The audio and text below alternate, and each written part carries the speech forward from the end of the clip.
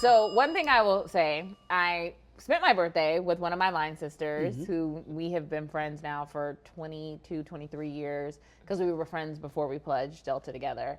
And that friendship has seen an evolution of we were close in college, she got married, we lived in different cities, we didn't talk often, but when in town we saw each other. And then in the last 3 or 4 years, we realigned and like our travel buddies and like are each other's support system. And so one thing that I have learned about friendships over the years, and it really was confirmed when we did our first taping and we had most of the cast here and we had our launch party dinner. Yes. And I was looking at people from every phase of life, and that often people feel like when you meet somebody and then there's distance, it's because the friendship isn't real. I think the friendship's truest test is when there's distance and they come back together. Because then you know the consistency of it is not what makes it good. It's the genuine connection that can sustain some period of time. Yeah, absolutely. And I firmly believe that all relationships are a reason, a season, and a lifetime. And sometimes a person is just in your life for a reason. And then also you have that season. But for me, I realize a lot of the friendships I've had from 20 years ago aren't in my season right now because I'm evolving. Yeah. You know, I'm in therapy. I've been in therapy so long. It's so many different types. I love it. I'm addicted. And also in my career, you know, evolving in your career. If certain people haven't, I don't know, left my home state of New Jersey, it's hard. Hey, Jersey girl. Hey, crew. Yeah, me either. No, they still there. Yeah, they're still there. They're still there.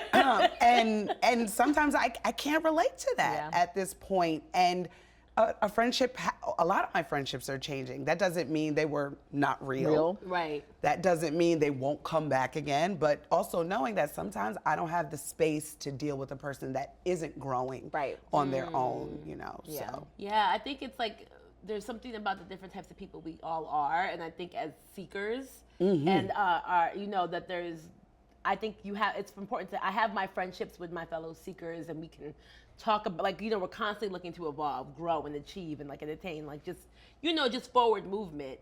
And I think that, you know, there are different types of friends. Like I'm somebody who, my friends joke, I keep friends from the womb. Like I have friends that I've known my whole life, like since we were kids. I've had friends like high school besties. I have my college besties. And then I have like my New York media friends who I made while 10 years living here. And half of us moved to LA at the same time. And like, we're all still cool. And I think that like each group serves me in a different way.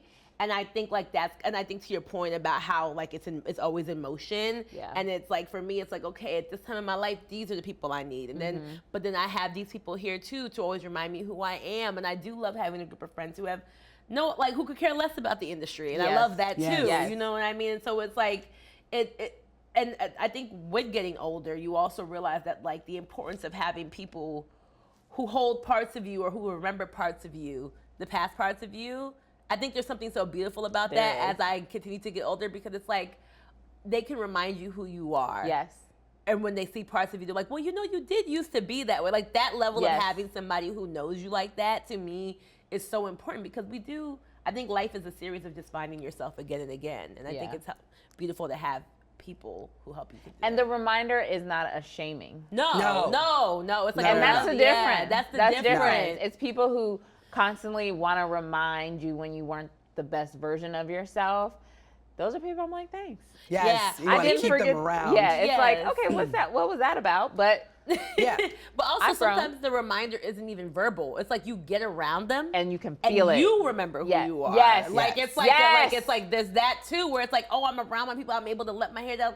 Like this is who I am when I am unguarded and I'm not like in protection mode, and like it's just let your hair down kind of a thing. So yes, not because there are some people who do try to remind you, like, girl, I've grown up, I've evolved.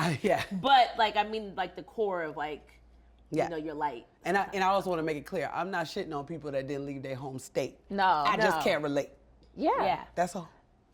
And that's okay. Yeah. And they might not be able to relate to you. Absolutely. You know what I mean? Like there are literally people who still live in Youngstown, Ohio, and they're like, I don't understand why you like to live in New York. And I'm like, that's fair. Like, I understand that. Like, okay, but I don't understand why you want to live in Youngstown. That's why we have different places to live. Yeah. Also, New York is full.